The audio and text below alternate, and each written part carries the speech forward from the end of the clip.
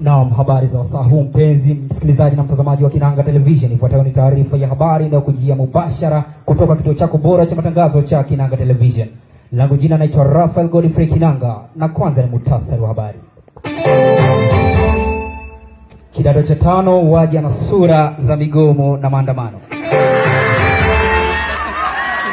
Waumini wa dini zote wakumbushwa na viongozi wao kujiepusha na mambo ya kidunia.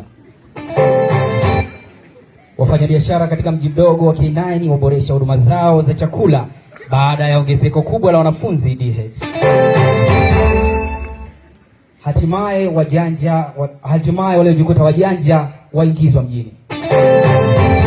Na kuna habari za kimichezo na burudani. Hatimaye kumekuwa na mwitikio mkubwa wa wanafunzi katika kuonyesha vipaji vyao.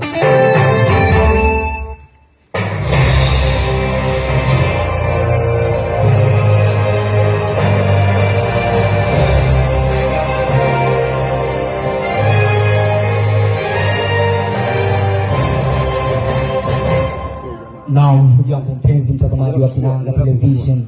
Hivi sasa ni habari kamili. Luko kidato cha 5